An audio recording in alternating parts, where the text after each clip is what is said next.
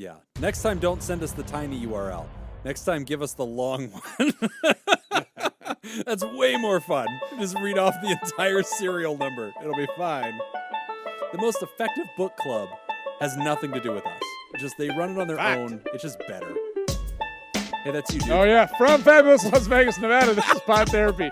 Real people. You give them one beer. And real therapists. That has nothing to do with it. I was just distracted. You can submit your questions anonymously at podtherapy.net or email us at podtherapyguys@gmail.com. And now broadcasting from the Churn, that guy's Dr. Jim Jobin. Great. I'm Nick Tangeman. It's time for some Pod Therapy. And season 6 is off to a great start, isn't it? This is the... We're crushing it. We're doing so good. Oh, now I see what you read from the script. Oh, Yeah. okay. That's why you put it above the intro. Correct. Oh, that was clever. Okay. You also read the URL wrong. You also could have just said No, I it's did not. 2023 at the end. Why do you read out the numbers? You were 2023. talking over me the whole time. That doesn't How in sound the like me. hell That do you have doesn't sound any right. clue don't what I think said? That's what happened. Listen, just because we did a Patreon on fighting, okay, does not mean you just get to beat me up now. All right, it's not okay. Oh shit. Yeah. I mean, for charity, I'd let you whoop my ass if it was like we raised a significant amount of money. You would let me whoop your ass. For the kids, Nick. No, that's if it was like for that's St. not the part of that Jude's. sentence that I care Alright. about. What are you considering to be a significant amount of money? I just need a number, and I'll have Jacob, it what by do you got in your tomorrow. pocket right now? I think I've got like $150 on me right now. That is significant. Yeah, it's good for the kids. You Yeah. know, I mean, Yeah. it's for the children. I mean, for the these children, are the things Jim. that matter. How'd you get that black eye? For charity. for the children. I did it for the kiddos. Welcome to season 6, everybody. It's exactly what you should expect it to be, which is very little. Just keep those things right at the bottom of the barrel. Also, if you'd like to hear all about our childhood fights and win-loss records, And what Jesus should take. and yes, and yes, and what Jesus would who would Jesus fight? That's a good question. WWJDF. Anyway, patreon.com. Pretty sure South Park did that. It was Jesus. Oh, versus that's right, Santa. Satan. Oh, I thought it was Satan. No, it was the No, pilot Santa. episode. Oh, Santa Claus versus yeah, Jesus. that's Yeah. right. Yeah. Okay, well, there you go. Patreon.com/therapy or South Park. Either one is fine. I think they also did Satan versus Saddam Hussein. Oh, that's right. That was it. Yep. Yeah. Satan and Saddam. Other news available on the Patreon this year. You should get over there and grab it. All 4 episodes of the ADHD Deep Dive have been released. And so that's 6 hours of content getting into the weeds of everything with ADHD. Only we would release a series on ADHD that's 6 hours of somebody long. talking. All right, yeah, no, now that I hear it. It just seems mean. Even better, it's all monotone. Yeah. So really, I'm just talking shit about people with ADHD for about 5 hours and 55 minutes. I know they're not there after 5. That's up, and also a new reboot of the Smart Goals are back up there for January, which is great. We got some great new content up there. Lots of fun stuff at patreon.com/therapy. Get up there, throw money in the hat, live your best life. Scene. There was something else on the Patreon I felt like we were supposed to talk about. Oh, when this is being released, I'll probably have it up on the Patreon. I was a guest on Very Bad Therapy with Ben and Oh, Carrie. you were. Oh, nice. Yeah, that was really fun. So they had a really interesting case about a person whose therapist was religious and had really broken the rules and just gone way too far and been really abusive, and it was really icky. And so they brought me on to talk about how that should be ethically done and to kind of disentangle that. And they So- invited you. yeah, they felt like they owed me. It was just shame-based. They needed the before and after pictures. Yeah. Competence was not Okay. part of the test. It was that we let them on our show. They had to throw me one. That seemed relevant, so they threw me one. Fair So you enough. can check that out. The Very Bad Therapy podcast. Grab that, and you can hear my episode. It's already up there, but I'll be also pumping it through the Patreon and making sure people can find it. So always fun to hang out with those guys. We got some great questions and some deep ones today. The first one we're going to start the new year with is struggling with body image and weight. Hello, please accept my apology for a longer letter. I wanted to get your advice about how to deal with having a negative body image. All my life, I've struggled with my weight, and I come from a family that struggles with being overweight, and to a degree, normalizes being overweight.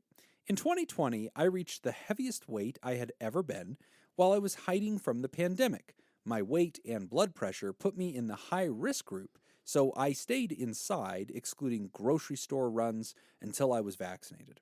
I had a heart-to-heart with myself about the damage I was doing to my future life. I think a lot about dying of a heart attack when I'm 45, or having a lot of health problems that were preventable by just caring about my health. In 2021, and at the start of this year, I lost about 90 pounds. My weight has been roughly steady for almost the whole year, and my weight ranges at about 175 on a good day to 180 on a feeling heavy day. I use that language because it is how I really feel inside. Getting on a scale makes me nervous because I'm afraid that it could be the day that I've lost control of my weight again. Every day when I get ready for work, I look at myself and I think about whether I look or feel fat that day. There are times when I will be getting ready to see people and I feel like I need to confirm that my weight is where I want it to be on the scale before I leave the house, so I can feel better or comforted that they won't see me on a feeling fat day. Further, there are times when I'm nervous about eating or how much I'm eating because sometimes it feels like I'm on a slippery slope. My feelings are made more complicated because at the beginning of the year, I started doing light, free weight exercises at home to build muscle, to make my body more fit. I want to be more fit and stronger, but gaining weight from building muscle worries me. If my scale number is higher, how can I determine if that's good weight from building muscle or bad weight from eating too much? It's a question I wrestle with frequently. I believe that I'm roughly at a healthy weight for my height. I even assume that most people probably think I look healthy. People tell me that I look great and I'm doing a good job, but I can't shake the feeling that I'm not as healthy as I could be, that my weight could be a little better, or that I would look and feel better if I could get rid of that last little bit of gut fat that I'm still carrying around. I was seeing a therapist for other issues in 2021. Unfortunately, my therapist left her practice early this year in 2022, and I've had trouble finding a new one that can meet my work schedule. I know I need to see one, and I'm going to keep looking for availability. Thank you for any advice. Matt, pronouns are he and him. All right. So this is a really good question, and your timing is perfect. Start of the year. Everybody's thinking about this. Yeah.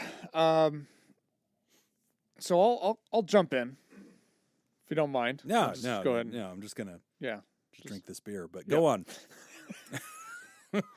So okay, very first thing I want to talk about is your body image, your self-image. Okay, this takes forever to change, if it changes at all. Even if your body is changing. Oh, yeah. Yeah. Your self-image is going to be the last thing to ever change. That's what it was in The Matrix, remember? Because Neo would go in, and then even though his head was bald and had plugs, when he got back in, he still looked like normal Keanu Reeves, and they said it was residual self-image. The Matrix, Nick. The Matrix. Yeah. Did you not see it? Man, you got to see it. Okay. I don't know what that has I have to it on do with VHS. anything I'll I'm send it talking to you. about. So what doesn't the Matrix have to do with, Nick? Yeah, really. It's the Matrix. It's The Matrix. Don't egg him on. It's a new All right. season. This He's is trying to get out of it. Yeah. Oh, this season's going to suck. This is the season where Jacob is uncomfortably affirming of me. Yeah. All 52 episodes. That's right. So You're doing great, buddy. So Matt, here's the thing. You have lost 90 pounds. That is amazing. That is a lot. And, Yes. And I think here's what's really interesting about that. Despite this huge loss of weight that you've had, you still have this self-image that like, oh, today is a fat day, or I feel fat today, or you know. And I think that's the thing that we really need to address. But I understand it, and it makes perfect sense. This is consistent with anybody who's lost a lot of weight or anybody who's had big body transformations. Sure. So I even so we're doing our Pod Therapy Fitness Challenge. Fitness challenge in your Pod Therapy. So I do. I'm writing up a lot of blogs that I'm going to be posting throughout the next 2 months. One of them I've written, I haven't posted yet, but has to do about this exact thing, which is just this body image and how long it takes for any of that to change. So in this little blog that I wrote, I talked about how I grew up, because I was the smallest kid in every grade through elementary, junior high, all the way through high school. Okay. I was the smallest kid by far. I was the shortest and I was the skinniest. And so I've always seen myself that way. Okay. Yeah. I still see myself that way. Huh. Even today, I still see myself as a short little kid, really thin, really scrawny. Right. That's the residual Definitely. self-image Yeah. from the Matrix. That has not. Thank you, Jim. So none of that has changed at all. I will break you, Jacob. And it's funny because won't like there last. was It definitely won't last. But I'm having a really good time with it right now. Go on. it was a few years back where I was playing hockey, and I had not played in like 12 years. Yeah. So I'm getting back into it, and I'm really struggling. I used to be really, really fast, really quick. I had great stick handling skills. I could, handle the puck, all that. And then I came back and I was really struggling. So I met up with another guy on my team, and I was like, hey, work with me a little bit, and so we were running through some drills and stuff. And I was trying to skate around him, and he was playing defense and all that. And he's like, okay, well, he's kind of showing me a few things, but then he's like, why are you bothering with this? He's Go like, through me. yeah, he's like, Yeah. you're one of the biggest guys in the league. Yeah. Just push me over Yeah. and go through. Yeah. And you're like, huh? And it's Yep. just that idea, that concept was just so foreign to me. Yes. And I think that that's part of that image. So it makes sense that you still have that, and that's going to continue to linger. Yeah. Okay. But what you have to do then is you have to, again, it's the same way that we talk about all the other things we talk about with cognitive behavioral therapy, taking those thoughts to court. Really kind of Right. like, okay, that's how I feel. That's my self-image. But you're looking at yourself through a filter. And that's what you need to understand, is that you have created, through past experiences, you've created a filter through which you see yourself. And so it's distorted. So we need to, when you start having some of those days and you start feeling like, oh, I'm having, I'm feeling fat today, we need to question that and be like, okay, no, hold on. Okay, Right. so you step on the scale, you weigh a little bit more than what you normally weigh. Who cares? You're fine. Right. But that Right? self-talk You're is going to okay. be how you confront Yeah, that. exactly. And it's going to be a lot of self-talk. The other thing that I was going to talk about too is the other issue that you're going to run into is your scale. The scale is the only thing that you're using right now to measure progress. Yeah. Which, There's- if you're measuring muscle, the scale's only going to tell you weight, Yeah, which goes back to there's- that problem that the writer's having. And weight isn't the entire story. Like, weight is one piece of this entire huge picture, but you're measuring the value of this picture based off of one statistic, Right. one number, and that's it. So we have to start looking at other things, just overall your general feeling about yourself, your energy level. Do you feel energetic today? Do you feel active today? Because those are things that, if you're not feeling very energetic, there's things that you can do, right? You can actually, go for a walk. You can do things. Physical activity will create energy, right? So there's things that you can do to manipulate that, and so you don't have to rely solely on just one figure. Yeah. A lot of good pieces of this. And I think you bring up a really good point. If you've listened to the show for a long time, somewhere in the archives, Manu will have to tell us where, there is an interview that we did, that I did with Debbie Schofield, who is an eating disorders specialist.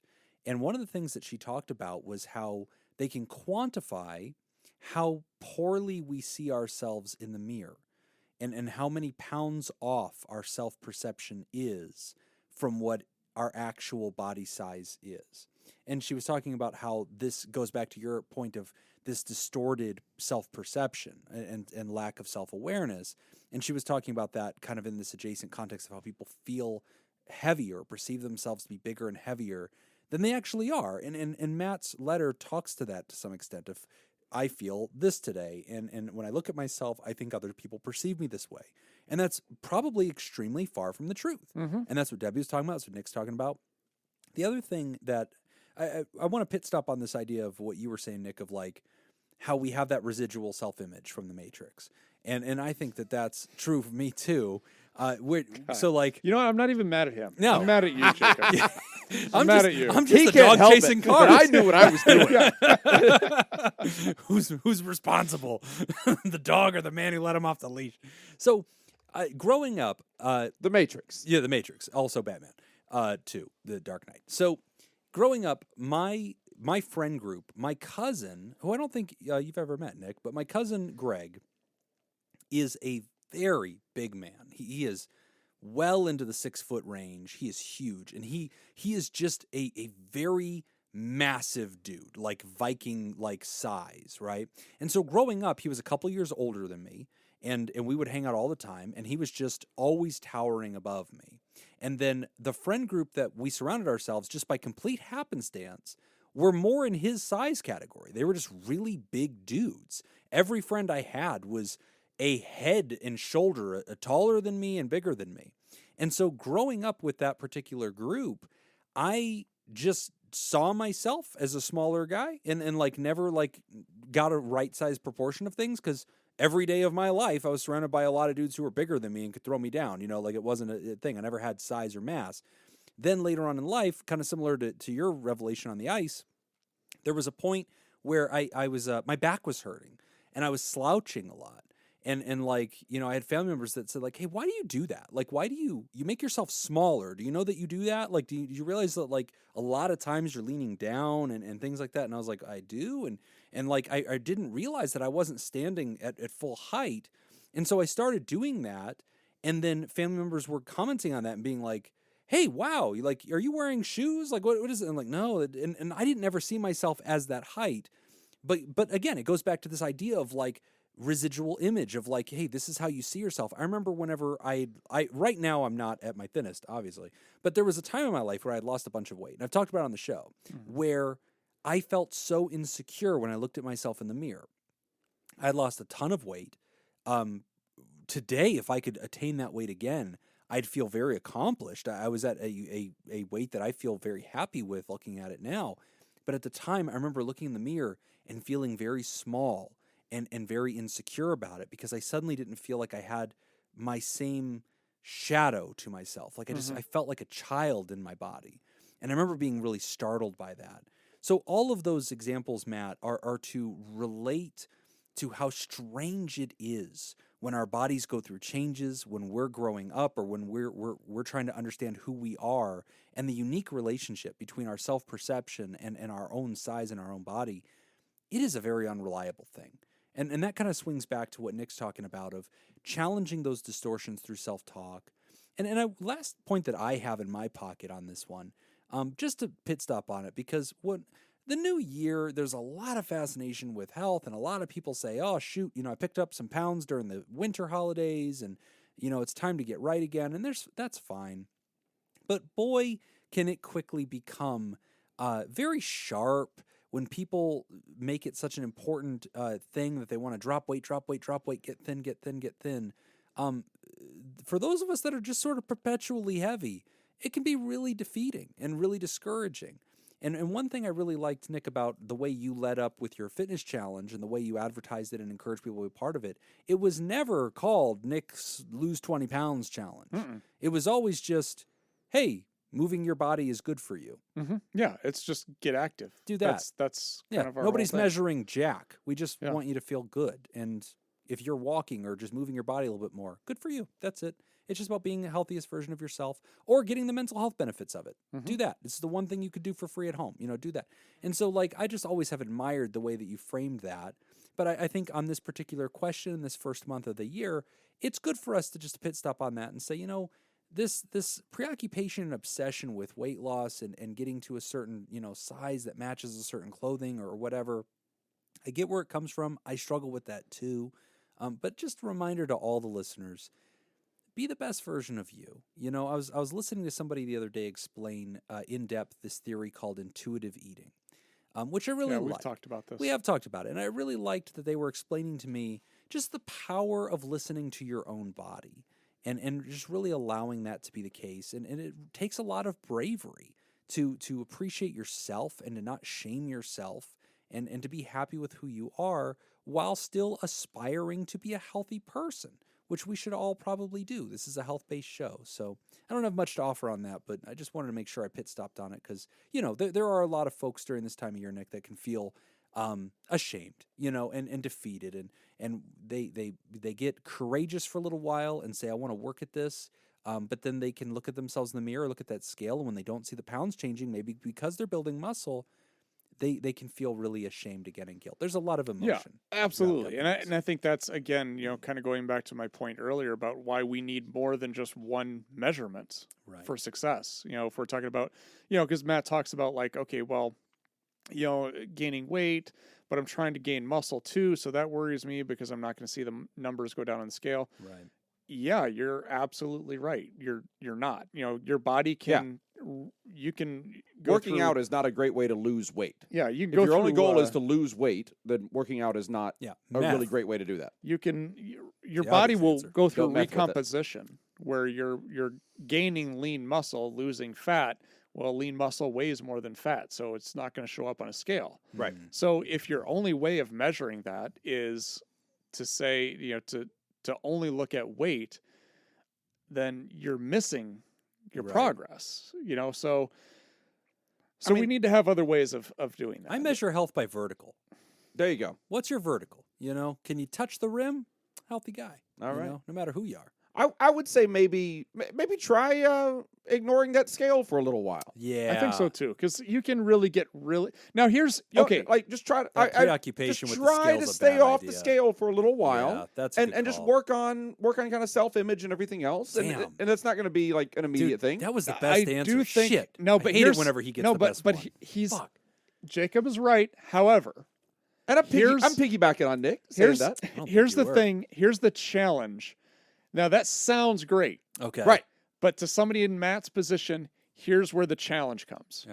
The challenge is going to be because Matt's anxiety is with the slippery slope. Yeah. Oh, And I've heard this so many times with people who've lost a lot of weight. Oh, what if and I they're just pile like, it all back on? well, I can't not look at the scale I have because to know. what if I gain 5 pounds and I don't notice it this week Yeah. and I'm on a slippery slope? And what if I can't lose that extra mass back? What if I can't do that? And then now I've gained 10 pounds and oh my God, then I'm going to be right back where I was. Let me validate you for a second on this point, because as the heaviest man in this room, I will And tell then you I my plan tale on of woe. validating Jim after he validates Thank you. you. God, he's so validating this season. It's so great. That is such a real thing for me. Yeah. There have been times whenever I've worked really hard and been so conscious, and over the span of like a month, I am able to bring my numbers down and feel really good about my choices. And then I'll take my eyes off of the measuring for a little while. And I don't think I'm pigging out. I don't think I'm doing bad things. But then all of a sudden I'll check the scale. Boom! Up 10. And I'm like, dude, what the fuck? And it's so defeating. Yeah. Because when it all falls back on, you're like, okay, so like, wow, I feel like I climbed up a mountain and then just like barely leaned to one side, and all of a sudden I'm back at base camp. It's like it's so defeating and terrifying. It's very traumatic. Yeah. And first I'd like to say, great job, Jim. Damn man, thank you. Killed it. God, I like this. And new secondly, podcast. that's season 6 fucking rocks. That's why I say, try for a little while to step back from that scale. Give that a shot. Because I mean, this is just how can Matt feel better about this? Right. So maybe a solution, maybe at least a temporary solution, and kind of get your mind going on a different track a little bit. Which I think that's kind of what we're all about here is getting you moving in a different direction here. Is step away from the scale. You can still look at yourself in the mirror, still check that out, still make good choices, but try maybe using that mirror and using your self-image as the barometer for a little while, and rely less on that scale. Yes, I mean, I still think that's good advice. I still think that's a good idea. It's great So- advice. And I mean, and you might not be able to if you can't do it, you can't do it. And if you're not in that spot in life right now, then that's fine too. Yeah. Now, But, maybe give something like that a shot. and while doing that, here's what I would recommend. So, I'm going to put the scale away for a little bit. I'm not going to be stepping on a regular basis because really, like once a month, really is all you really need to do. Boy. I mean, to do that. Ooh, that scares me. Oh, I know. Because Yeah, if it you're is. not paying It attention, is. all of a sudden. So, but here's the thing. Oh, Instead of just not paying attention to anything, what we're going to do is we're going to switch our attention to something else. That's what I'm saying. We're still paying Okay. attention. We're just So- not paying attention to the scale. okay, Exactly. Gotcha. So instead, so you've heard me talk about this multiple times in the past. That was an excellent objection, though, Jim.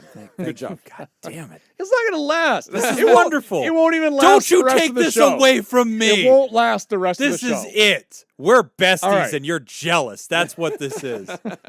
Also, he's finally wearing the bracelet I made him. It's great. So you've heard me talk about this before in the past when we talk about eating, because it has a lot to do with our relationship with food. And we start talking about good food and bad food.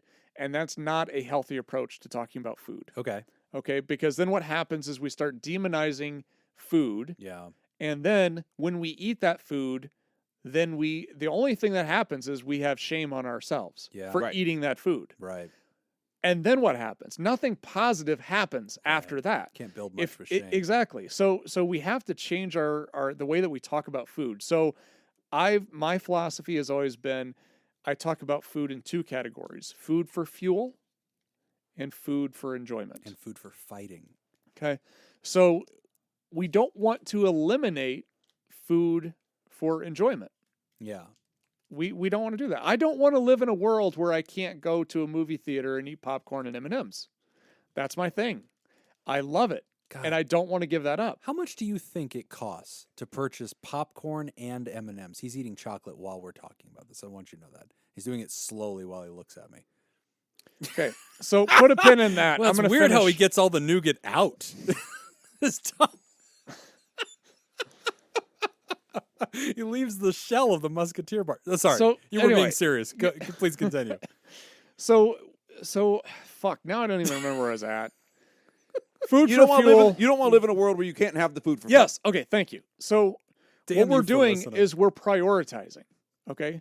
What we need to do is Multitasking. we need to move the food for fuel higher up on our priorities list. I like that. We need to front load that, and then whatever we got left over, then we can do some enjoyment of food. Right. Okay. But if you're working out and you're focusing on building muscle, you're not going to build muscle unless your body gets the nutrients that it needs. Right. So you have to make sure that you're getting those vegetables. You have to make sure you're getting the right amount of fruit. You have to make sure you're getting some good protein. 12 You raw have to eggs. you have to make sure you're getting healthy fats. You have to 16 make sure servings you're of eating carbs. carbohydrates. You have to get all of that stuff. And so you want to do all that stuff first. Right. Make sure you're getting that. But don't go into this with this idea that I have to eliminate food for pleasure. Right. You can still have that. You just have to it's later on the priorities list. But the other thing too, getting back to the slippery slope, and then we can move on.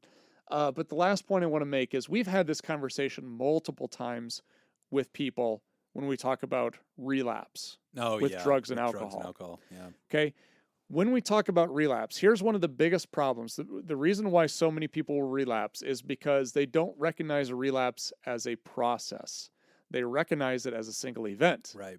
And that's where they fuck up. On this day, I relapsed. Yeah. Right. They ignore the 2 weeks that led up to that. Day. Exactly. Yes. Because if we're talking about like, I always like to imagine a snowball rolling down a hill. Mm-hmm. Okay.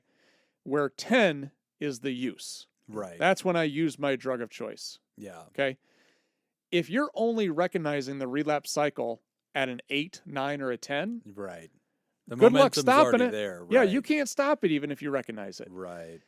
People who have 15, 20 years of recovery, they haven't been 15 or 20 years on a 0 No. on a scale of 1 to 10 or 0 Right. to 10.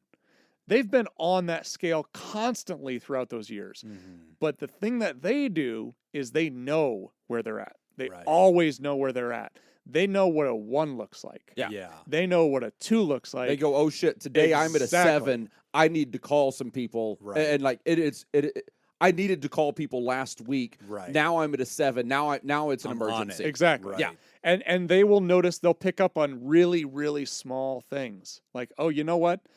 I set my alarm at 6 a.m. every morning, and I've hit the snooze twice in the last 2 days. Yeah, I'm off my pattern. I'm off. I'm at a 1. Right. Now that's not anything that we're going to panic about. Right. But I'm You're- aware. Well, we're going Right. to deal with it. But Yeah. we're gonna recognize it, Yep. and we're gonna deal with it, and that's the number one thing. If you're doing this, it's funny. I just had this conversation with somebody the other day.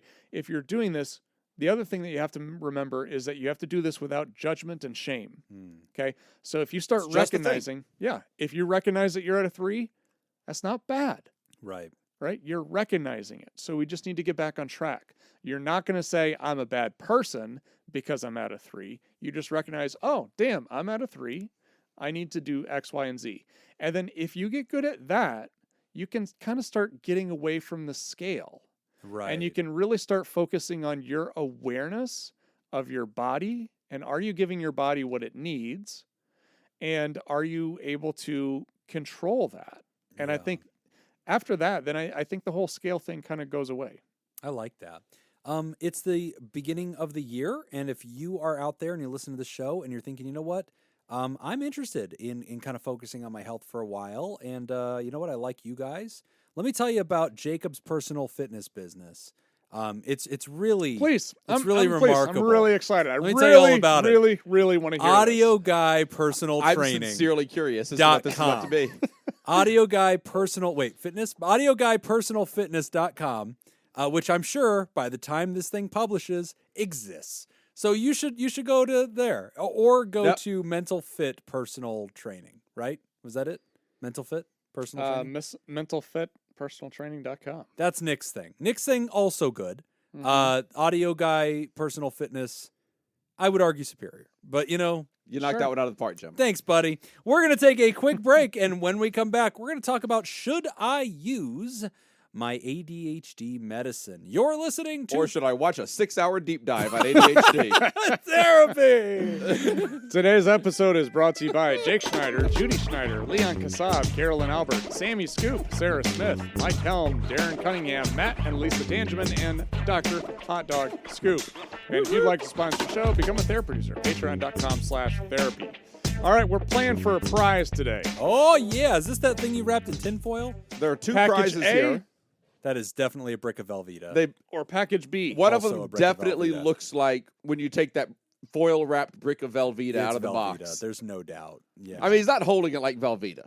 Well, how do you hold Velveeta? What do you want? A or B? Tenderly. I want the big one. You want this one? Yeah. All right, so we're I playing want the for this one. Velveeta brick. This is what we're playing for today. Go ahead All and right. open it up. Oh, I get to open it? Ooh. Oh, we get to see it ahead of time. Yes. Ooh. I love that Because you I want wrap you to presents in take this tinfoil. seriously. I get to decide if I want to throw this this challenge Okay, yeah. and make Jim keep I this. think you're both gonna. I think you're gonna fight over this one. Okay. I feel weird okay. opening tinfoil. I don't want to rip the tinfoil. Rip I it. like want to. You can rip the tinfoil. Are you not gonna? Are you gonna reuse it if you Yeah, don't rip then it? you can't use it on hot dogs if you rip it. You're gonna. All right, it is a box.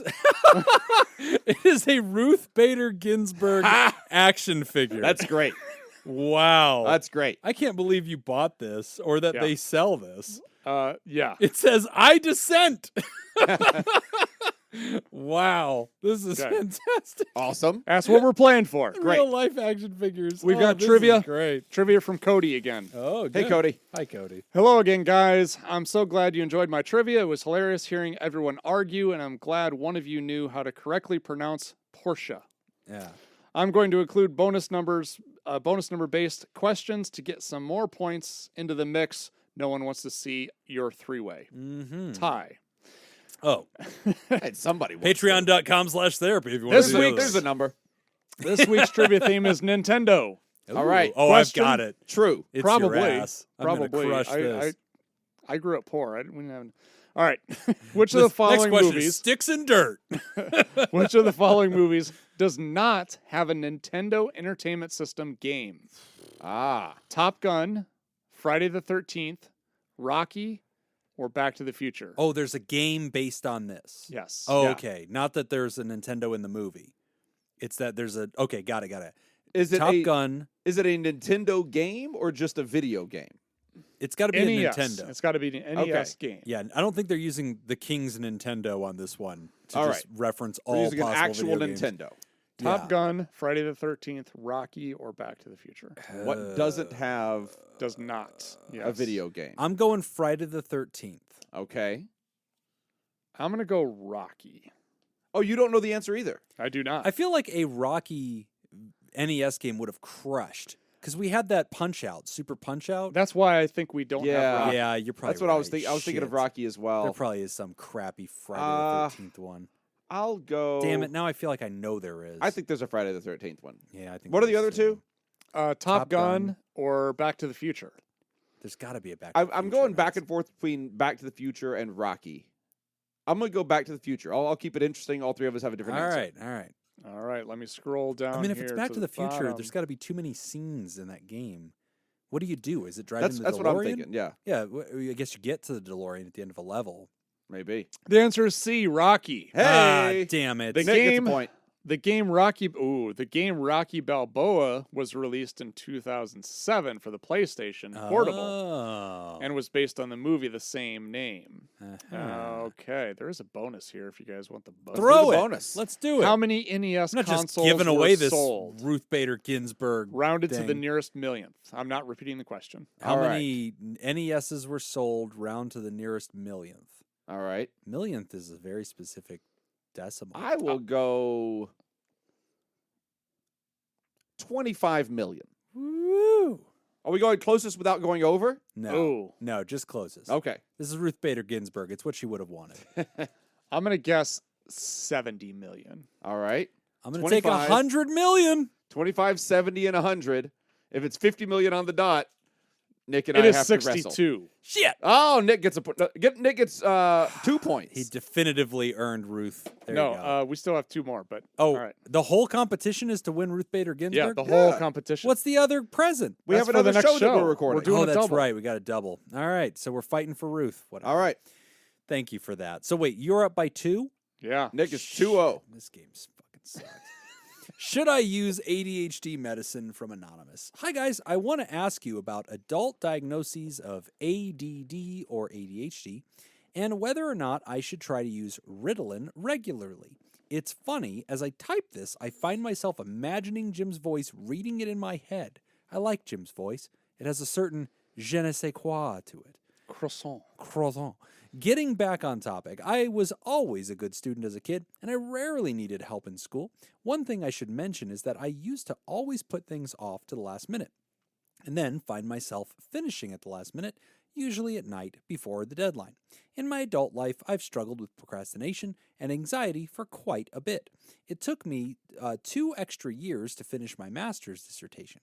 As you might expect, I'm procrastinating on another important work thing right now by writing you this letter. During those years, excellent. During those years, I was very anxious, depressed, in a bad relationship, and mooching off my parents. I eventually regained control of my life with the help of therapy and Lexapro. But a major turning point in my life was the day a friend gave me some of his Ritalin. 2 pills were enough to help me get on the right track and focus on writing. I felt like the anxiety I felt every time I sat down to write melted away and was replaced by an intense focus. I felt like I was the model student I had been in high school before anxiety and depression broke me and turned me into a sad, lazy slob. Anyway, these days I'm relatively successful. I lead a team of 10 people at work, hold a difficult position with significant responsibilities, and I have several successful volunteering projects. But I still find myself losing focus and thinking that I could get so much more done if I could just stop being distracted all the time and focus on the task at hand. I find myself pulling all-nighters and losing lots of sleep to complete tasks that should be a total breeze, just because I can't focus. I've asked my psychiatrist about Ritalin, but he sort of brushed me off. I guess what I'm presenting might not count as clinically significant amounts of distress. I suspect I might have some sort of attention problem, but that I compensate for it with improvisation skills and being very picky about the kind of work I do and how I do it. I've never been good at sitting on my ass and studying something thoroughly. I think I just gave up on any project that required long-term focus and followed the path that allowed me to survive on last-minute freakouts alone.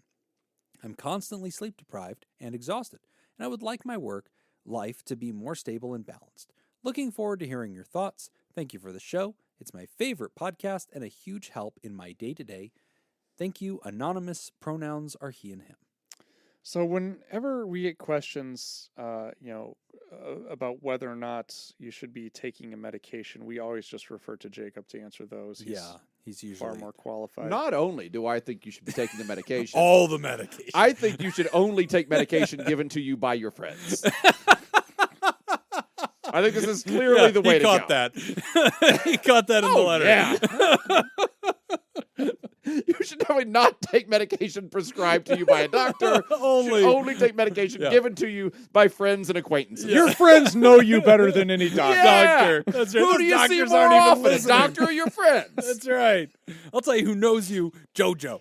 JoJo with the hookup. He knows you. Go get your meds from JoJo. I mean, Was that your whole bit, Nick? You were just going to punt to Jacob? I'm done. Okay, yeah. Yeah. Just handed that one off real Nick fast. definitely said that, moved his microphone away from his Started face, sipping and his started Popeyes. drinking his sweet tea from Popeyes. Wow. All right, I'll jump in.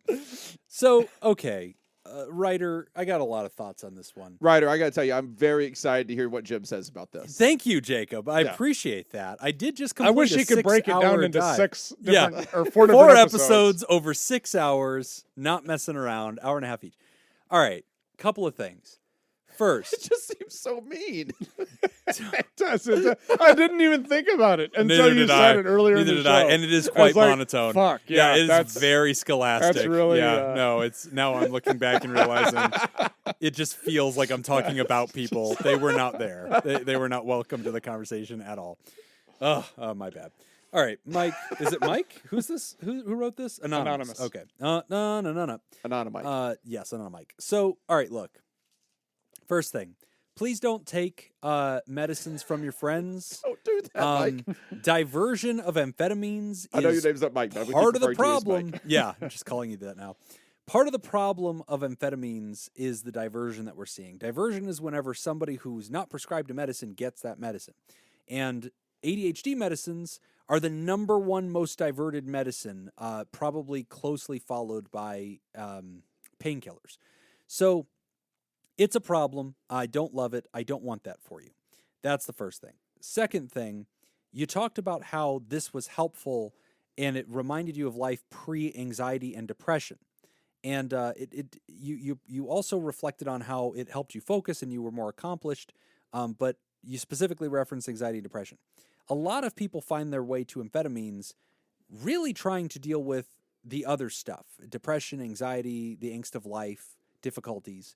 And this is part of the reason why we have a huge glut of overdiagnoses of ADHD that are happening in the system right now. It's also part of the reason we have literally run out of ADHD medicines right now because of A, diversions like your friend, and B, lots of people just grabbing this diagnosis and getting these pills as fast as they can, believing, which I'm going to explain to you in a second is false, that these medicines enhance one's performance.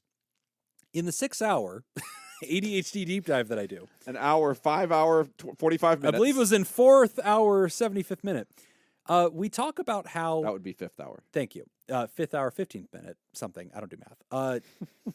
In that talk, one of the things we identify is that people falsely believe that amphetamines, ADHD medicines, stimulants, are performance enhancing. We have data to show us they are not. They make people feel emotionally that they were more productive, that they were more focused. But we actually have analysis showing us that when we measure output and productivity objectively, and we measure people who took the medicines versus did not take the medicines, you are not more successful or more productive whenever you take these medicines. So there is a huge misnomer out there, a misunderstanding that these things always help. They do not. Let me be devil's advocate. Can I jump in here? You please do. Let me be devil's advocate with that. At some point, does that matter? Does it matter if I'm just feeling as though I am more productive? Right. Isn't that also helpful? Sure, but this goes back to what's the purpose, right? And so Okay. the purpose of any medicine should be to improve function, Mhm. because otherwise we would just give you dope and like you'd feel better all the time and your function would decrease, right? So we can just get you high in life and like you'll feel better. Oh, I don't think that's quite apples to apples on that. No, but I'm saying like the test isn't going to be the subjective feeling of being Mhm. productive despite not being productive, right? Yeah. Because then the test of all mental health medicines are, do you feel better, not whether you're performing your life better. Right. Because we can make you feel unsad by getting you high, but instead we give you these other medicines that also make you feel unsad without the excitement of euphoria, but you function better on them, which is why we have antidepressants versus, like, I don't know, giving people cocaine or whatever. So yeah, yes, in this case, it will improve function, or does not improve function. That's the objective data that we have, is that amphetamines don't do that. But the other thing here is, I think, coming back full circle to what you're talking about, and this is something that came up in the deep dive, which needs to be discussed more often. We have pathologized humanity to this point where if we are not always being productive and squeezing every last drop of like efficiency out of every human being, if they're distractible, if they lose interest in things, we pathologize that. We go, oh my God, you must have an illness. You must have ADHD. You have a mental health problem. We are the progeny of hunters, gatherers, and foragers. Our predecessors, the cavemen, wandered vast amounts of land and were curious about plants and rocks and animals and exploring little, areas of their turf and played with sticks and threw things around. They were just curious wanderers that were easily distractible, and that's part of the brilliance. That's part of what made humanity explorers and scientists and curious and painters and artists. And I fear that a lot of our debating about ADHD has in some ways pathologized very normal behaviors of Homo sapiens. We've built a world that doesn't always facilitate Homo sapiens. And in some ways, we've built work lives and schools that are not built for humans, to be honest. They're built for efficiencies. They're built for systems. And they just herd humans like cattle through a process. And anybody who is not compliant to that and efficient in that system is told that they have a disorder. So, again, Patreon.com/therapy. All 4 deep dives are available right now. You can get in there and really get into the weeds of this. But suffice it to say, Anonymous, I don't love that we're taking Ritalin unprescribed. I'm not surprised that your psychiatrist sat down with you, heard this, and kind of demurred, because you seem to have been quite successful and quite adapted to your world. There's no need to attempt further performance enhancement, A, because the medicines don't provide that unless you have ADHD and really need that performance enhancement. And actually, let me circle back around to what you said, Jacob, because now that I hear myself say that, I realize what you were really asking. The medicines do enhance performance for those who do have ADHD. Yes. If a person does not have ADHD, the medicines greatly diminish performance. Okay. And the reason I was saying it that way is because a lot of people, like in med schools and stuff like that, they just think, hand this out, it's like an espresso, and you'll get stuff done. Right. But then they took the time to measure that and said, in non-ADHD people, do we see it enhance performance and productivity? I would be very curious. I think you're absolutely right on that. I know that you're right on that. You're right on that. I've tried it. It Yes. didn't work. But the only thing that I'd be very curious about is I would be curious to see if over a longer period of time, over a longer sample size, if a person was more willing to put that work in while using that drug because they believed that they believe that it's helping them, and so they say, well, if I'm not getting this help, I'm not going to sit down and write this paper. Good point. But if I am getting this help, now I can do it. Right. And so I don't know. No, you're probably right on that. Like, it probably inaugurates a mentality of like productivity, because I'm taking this so I can write this paper. Right. So I take this and then I sit down and start. And then I do it. Yeah. I get it done during that time. But yeah, I don't want you taking medicine from your friends. Yeah. Full stop on that. Don't do that. Yeah, we don't love that. And if you are concerned about it, and if you are still curious about it, then I would just very simply say, talk to your doctor some more about it. Right. And tell your doctor that that you still have some thoughts and concerns about it, and that you'd like to hear more of an explanation as to why they don't want to put you on this medication. I think that's a great conversation to have. Yep. And do that. And then if it really gets down to it, if you feel like the doctor is not serving you properly, then you go get a second opinion. You get a second opinion. But one of the things that I really I want you to do it through a doctor. Do it through a doctor. Yeah, not through Mike under the bridge. We want this one. Oh, wait, Mike? Oh, Mike knows what Mike's he's doing. the dealer, I think. I see Mike as the friend. Mike really knows what he's doing. Yeah, that's Mike. Mike knows you better than the doctor. It's an honorary degree. It's an honorary degree.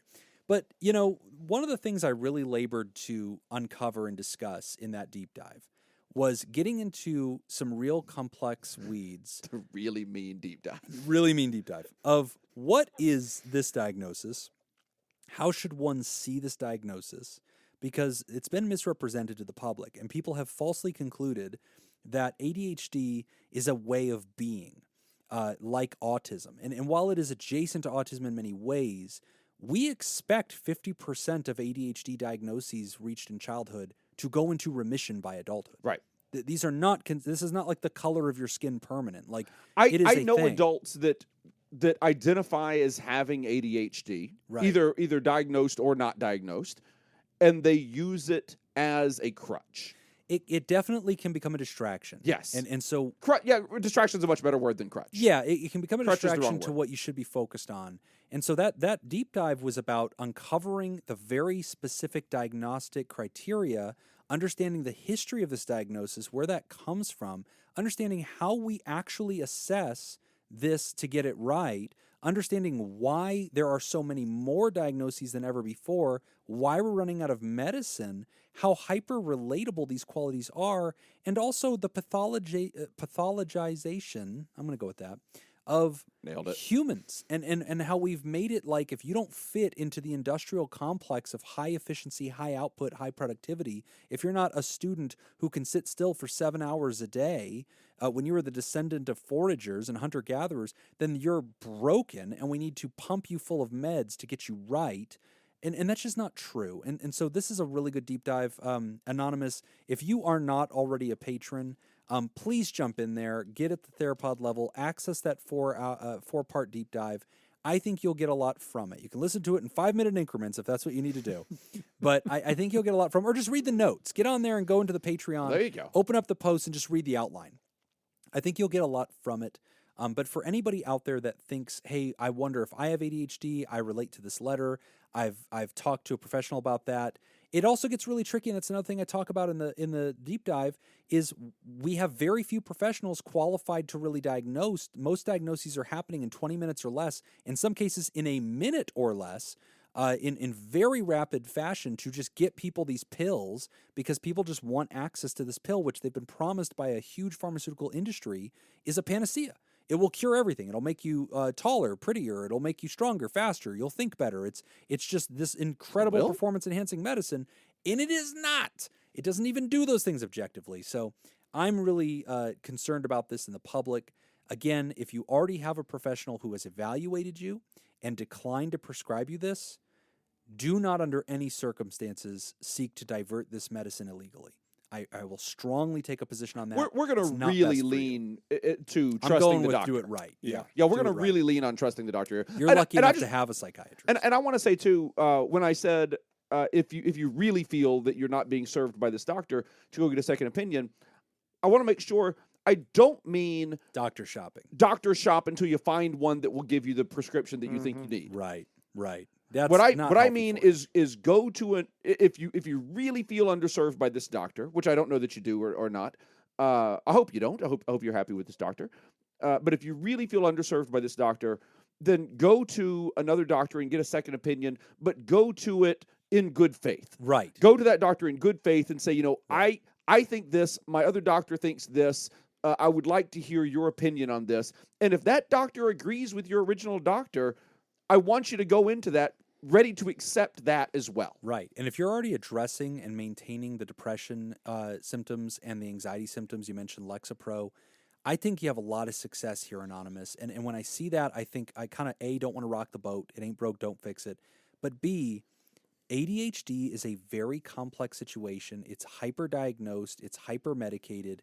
There are downfalls to that. There are negatives that can arise from that. There is a huge public misunderstanding. And if a person does not have ADHD, these medicines do not increase productivity. They subtract from it and can cause harm. Having said that, if you're a parent listening to this and you're thinking, oh man, I've heard that my child might have ADHD, I'm concerned about the medicines, I strongly encourage you to listen to the deep dive because we also unpack actually how effective these same medicines can be for those that have ADHD, especially children. And as always, the main thing we encourage is go to the doctor, go to your psychiatrist, and listen to the them. professional. That is, always defer. We are speaking very generally. Generally. Here. We are not. We don't know anything about your specific case or anyone else listening. We don't know about your cases. speak to the doctor, listen to their opinion on that, listen to it above whatever we're saying. Yeah, I will take that bailout because Yep. that is exactly true. Great question, Anonymous, and very appropriate because right now, so far in this new year, Nick, everybody's asking questions about stuff that we have literally just posted on Patreon. How fortunate for us that people can go to patreon.com. It would seem as though It was we're doing that planned. intentionally, and I promise you we're not. Nothing on this show is done We don't intentionally. plan things. Not any of As it. a matter of fact, now's probably a good time to say we're actually running short on Oh, letters. yeah. We've caught up. Yeah. We're caught up. Um, Please send things. yeah, We're so out of questions. If you're in the camp that doesn't like me just bullshitting through whole episodes. Honestly, I'm kind of on that side. I enjoy it. but if answering you don't questions like is it, hard. a good way to keep me from doing that is to send in stuff. questions. Yeah, please get your questions into us as we start the new year. It's time to refresh the queue and get the well filled up again. You can send those to podtherapyguys@gmail.com or submit them anonymously. Just go to podtherapy.net and you can put those in. We'd love to have your questions. We need them for the new year. And we're going to take a quick break. And when we come back, we are going to discuss specific sex therapy. You're listening to Pod Therapy. Today's episode is brought to you by Jake Schneider, Judy Schneider, Leon Casad, Carolyn Albert, Sammy Scoop, Sarah Smith, Mike Helm, Darren Cunningham, Matt and Lisa Tangeman, and Dr. Hot Dog Scoop. Would you like to become a sponsor in the show? Go to patreon.com/therapy and sign up to become a All producer. right, I'm going to win this Ruth Bader. Second Cody I question. bet you are, Jim. Bring it back. What is the first Nintendo game to include a save game feature? Whoa. For clarification, not passcodes. Yeah. This is log in and select a All game file to load. That eliminates Mega Man. Okay, there's multiple choice. I don't know if you want to listen to Oh, them or never not. mind. Go ahead. Okay. Yeah. I know the answer, Oh, but I'm not going to just give it away. I think Jim would like to answer it right now. If I answer it blindly, will you guys agree that I get 2 points for that one question? I'll agree that you get 1 point, but I'll say that if you miss it, you lose 2 points. This doesn't feel advantageous to No, me. but you immediately get a point, and Nick and I cannot get a point. Oh, I get a point just for going blind. If Yes. no, you get a point if you get it right. Okay. And Nick and I can't copy your answer. Okay. But if you miss it, you lose 2 points. Well, I'm already at 0, so yeah, I'll take that action. okay. You good with that, Nick? Yeah. So I can All right, block an Let's do answer it. is what you you're can saying. block an answer. Yeah. All right, Zelda. All right. Is that one of the choices, Nick? Well, For the the love of Legend of Christ. Zelda is. That's it. Ah. I think we all agree I'm right. Continue. That is one The of the other- that is one of the possible answers. The others are Final Fantasy, Meteoroid. And- Metroid. You Oh, idiot. fucking it is. Jesus Christ. Mega Man 2 is the other one. Oh, I think it's Metroid. Metroid's a solid answer. I think it's Metroid. That's a I really have no solid idea. answer. I've never played any I of think these Metroid games. came out later than Legend It of might Zelda. have. I And don't Legend know. of Zelda required a save. You had to. So ours are provisional answers. You're going to go with I'm going Metroid? Metroid. I'll go with Mega Man 2. All just right. 'cause I don't think so. Well, I don't think it had had codes. I don't know. All right. I Like I don't said, know. I've not played any of these games. Wow. You never played Legend of Zelda? No, it is Legend of Zelda. Hell yeah! All right. Jim gets a Alright, point. Jim 3 gets a point. points. I thought we agreed I get 3. That is No, not what we that's agreed. not You at got all. a remember point. hearing. Wind the tape back. What's the bonus? The original Super Smash Brothers for the N64 is a 2D platformer fighting video game featuring characters from several Nintendo franchises, including Mario, Zelda, Star Fox, Donkey Kong, and Pokemon. True. How many playable Shit. characters could you choose from? Oh shit. Uh, Is there? Do we have any options, or we just have to No. go no, for this is it? closest. 16. I'm going to say I'll go 12. All right. All right. There's Captain Falcon. Now, Jeez. throw out a Luigi. fucking number. Throw out a There's fucking. I'm gonna throw Jigglypuff. this fish at you. Hold on. Throw I'm out a gonna see if number. I can get them all. You have 2 seconds. No, Luigi. One I already said 1,000, Luigi. two Mario. 1,000. I'll catch it. God damn it! In my teeth. I got. Oh, fuck. You made me start over.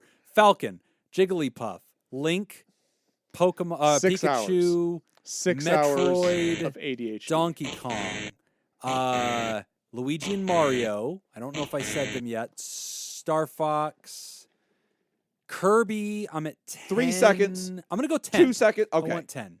10, 12, and 16. It's 12. Fuck. Whoa, right on. Yeah. What did I miss? Nick wins himself a Ruth Bader Ginsburg doll. God damn Yeah, I it. think so, because I don't think I can. There's one more at the end, but You guys are out of your Ruth Bader Yeah. No, mind. you've got 3 We'll save that points. for Patreon. So yeah, I'm the only I one that's got even it. played this damn game. I object to this question. Specific sex therapist, definitely anonymous. That's nice. Hello there, my parasocial friends. Never have I been more grateful for an anonymous submission and answer. Great. Because this is something I have been really wanting to know, but am too embarrassed to ask. Can I talk to my therapist about sex stuff? What kinds of things are allowed?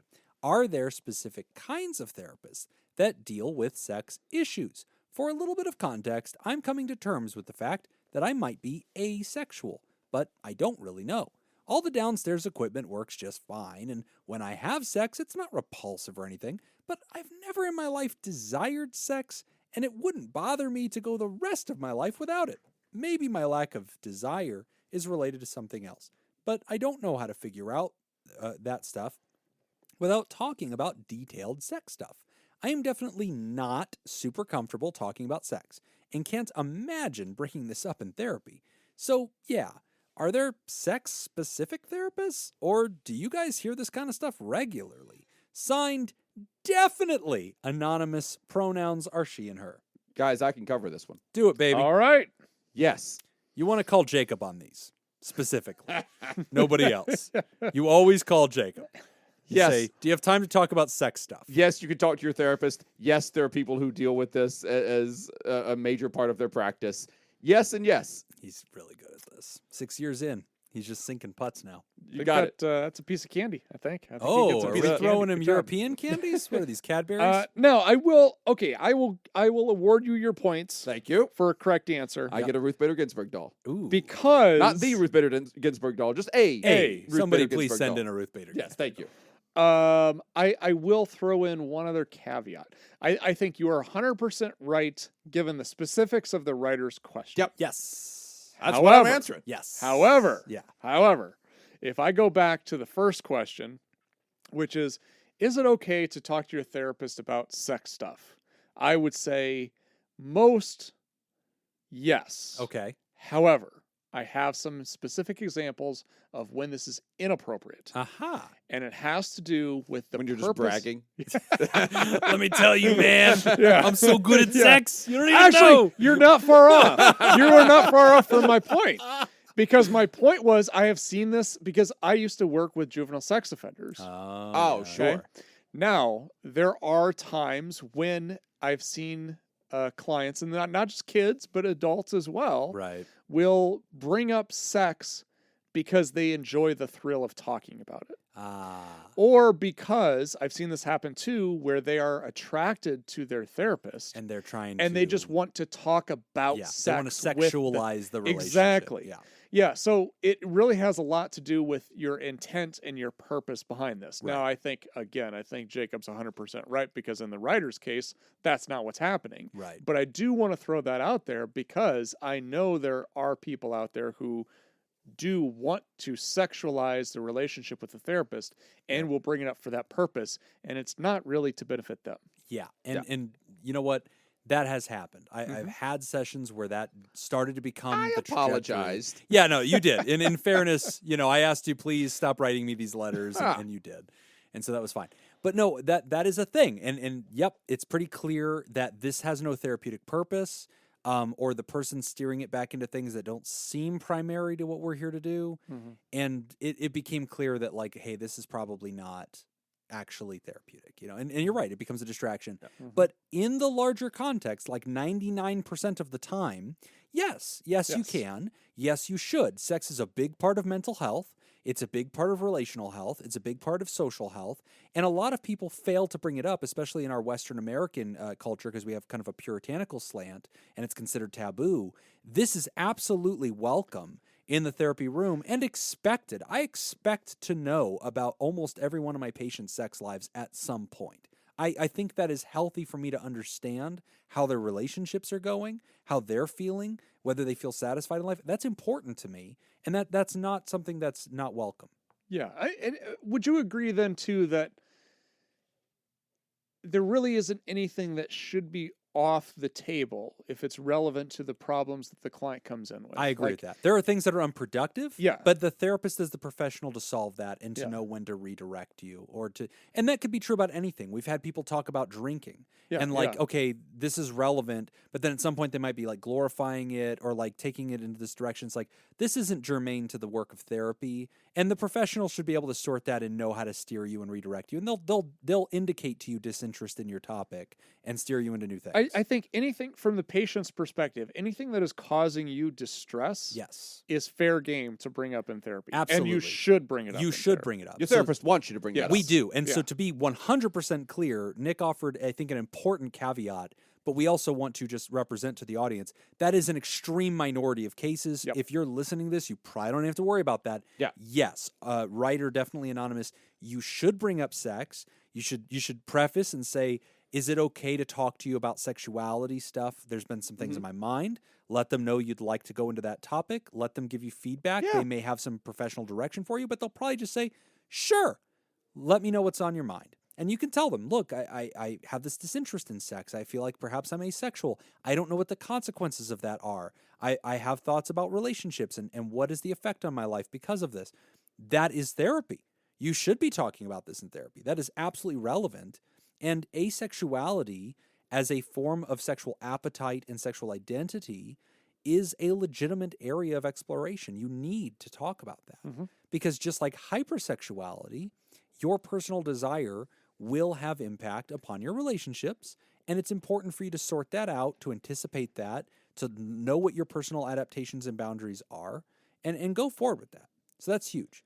But also, yes, there are specifically sex therapists. They do exist. There's arguably, I would say there's not a state license for sexuality. There is a certification. The most reputable organization is called AASECT, AASECT. And so there are some therapists that say, look, I've gone through advanced trainings. I'm a certified sex counselor. That is not a national license. That is not a state license. They are not certified by a board. It is a private organization that has certified this person based on their own reputation and their own standards. But I would argue it's pretty darn reputable, and I would generally agree with that. And there's many people that go see sex therapists. Like I've had patients that have come to me and said, look, I'm struggling to maintain an erection in sex. I'm having erectile dysfunction, but my urologist has cleared me. It doesn't seem to be a hardware thing. We think it's a software thing. It's a mental thing. I have some feedback for that. I can guide people to certain extents, but I usually at that point will refer and say, look, I want you to go see specifically a sex therapist. I believe that is their area of expertise. They know what to do with this. Same thing with women that are struggling with orgasm or other sex-related things. Very quickly, I'll find myself out of my depth and say, you know what, I want you to talk to a specialist. So they absolutely exist, and there's a directory of them. You can go to AASECT's website, and there's a directory in your town. They don't have to be from AASECT. If you go to Psychology Today or you just search therapists in your area, there will be therapists that let you know that they identify as somebody who has expertise in sexuality, which is fine. If they're warranting that, they probably do. Because they have ethical codes to prevent them from like misrepresenting what they have knowledge about. I mean, I would say the second most famous therapist ever, behind Sigmund Freud, is a sex therapist. Dr. Ruth Bader Ginsburg. Yeah. Dr. Ruth Bader Ginsburg. Sexual therapist. Second episode title. Oh, I'm glad we do this show. Friends, we've reached the end of the first show of the 6th season. I really want to you. see somebody dress up now as Dr. Ruth Bader Ginsburg. Oh, yes. That's a win. Don't forget about Next Nick's Scoop Fest. fitness challenge. You can go to I'll announce this because I've changed it. So I've decided I'll leave it open for another week. Nice. If somebody wants to still sign up, you still can. You can do it right now. Up you until can do it right the now. midpoint of January. Yeah. However, there's a caveat. If you go to mentalfitpersonaltraining.com, you are not going to see the link to the Pod Therapy Fitness Challenge. How do you get to the link then? So this will be good. You go to mentalfitpersonaltraining.com/podtherapy. Look at that. Look at this guy. He finally figured out how to do the slashes. Yep. Our boy is growing up. Yeah. I'm so proud of you, man. So there you go. Welcome to new folks that are supporting the show at patreon.com/therapy. Welcome to new Therapals, Kit K, Kirsten Johnson, and Cyberscoop. And welcome to our new Therapods. We got Brogan Hastings. Brogan! Drew Hellinga. Al, Brian Imra, Melissa L. Geyser, and Flatline Phoenix. I love this. And new Therodactyl, Kristen Robbins. Ba, ba, ba, ba. Oh, and we need to draw. Oh, It's the do end we of the still quarter. do that? End of the quarter. So Do you I have put names? so yeah. So all of the names for so You got them on a list there in front of you? We do a quarterly drawing. Yes, I do. Oh, All right. way to be prepared. Now with each name, I've got a number. That's what I was about to ask you. So I just need how we're going to do this. Jacob, I need you to grab a handful of Jim's hair and pull. Okay. Good? And then we'll count the individual hairs. Oh! Oh! Jesus! Actually, here's how we're going to do it. I think he meant chest hair, man. There's a Well, you had your pants off. no, actually, I did, in my defense. I have all the did. names listed with either hearts, clubs, diamonds, or spades. Oh, is this the cards thing? Yep. So Okay. just Get these grab cards. a card. All right, so I'm just going to shuffle them up real quick. Sure. And I'm going to draw one card. Yep. And that will tell you who the person That's is? going to tell me who All wins. right. All right. You got 52 names in there? I have close. All right. So it'll probably work. There are some that. Let's see if this one's it. How about the 4 of diamonds? Oh, yeah, you got one of those. 4 of diamonds. That is Mason Miller. Mason Miller. Great. You Mason are loves our swag. winner. So what do they get, Nick? It's a gift card to the store. Awesome. And how do you get on this list? Oh, to get on this list, you have to. We do it every quarter. You have to be a And what is a quarter? pterodactyl. Shit. 4. No, so this was for the drawing for October, November, December. Okay. So you had to be a pterodactyl or above for those 3 months. So you get entire entered quarter. into the For raffle. the entire quarter. And Got that it. puts your name in the raffle. There you go. So the next raffle will be at the end of Oh, dude, I don't know. February? yay, there you go. End of February. So it'll probably be the first episode End of of March. February? Why would it be the end of Or, February? I'm sorry, The end of March. March. You're an So it'll be idiot. the first episode of April. Dummy. Yeah. Agreeing with me like a moron. Yeah, you're right. That was dumb. We want to welcome our partner, Dirty B. Thank you for supporting us, Dirty B. We love you. And we want to thank our bosses, the Saccharin 16, the mysterious and shrouded Illuminati members of the fan club, that they're producers. Thank you, Jake Schneider, Robert Brownie, Junior Mint, Smitty Scoop, Ben Don, Judy Schneider, Kayla Lansbury, Dr. and Mr. Hot Dog Scoop, Malia, Leon Kassab, Cindy Ash, Mason Miller, Richard, Macy, Carolyn Albert, Kevin Chamberlain, Tess Miller, Newstick, Sammy Scoop, Ben Stanley, Slapping Your Face, Polygon, Sarah Smith, Adam Hathaway, Byler T, University Jeff, Mike Helm, Myra, Paris, Samantha Cohn, Darren Cunningham, Lib, Team Monaco, Thunder, Cougar, Falcon, Scoop, Matt and Lisa Tangeman, Heyo, Oscar Swanrose, and Sunny Boy. He changed his name to Sunny Boy. Oh, we did. All right. And if you'd like to do this episode uncut and on episode. And why would you? Oh, Jesus. one beer 2 hours ago. It's just sad. Go to patreon.com/therapy and thanks for supporting mental That's health. all the time that we've got for this first episode of the season. We want to thank our landlords, Matt Mattingly's Ice Cream Social Podcast. And thanks to those of you who contributed to our show today. We really appreciate it. Remember, pod therapy is not something to keep all to yourself. Share the episode with the world and tag us when you do. It's at PodTherapyGuys on Instagram and Twitter, and Facebook is just Pod Therapy. And don't forget all that extra content at patreon.com/therapy. Do you want to submit a question to the show? Ask anonymously at podtherapy.net. Yes, please do. Yes. Or email us at podtherapyguys@gmail.com. I'm Nick Tangeman. Jim Jobin! Thanks, and we'll see you for your appointment next week. I've got a pee! All right. We'll go ahead and we'll do the bonus one then without you. Great job, Jim. No, it ends now. What is the best-selling Nintendo handheld of all time? Wait, like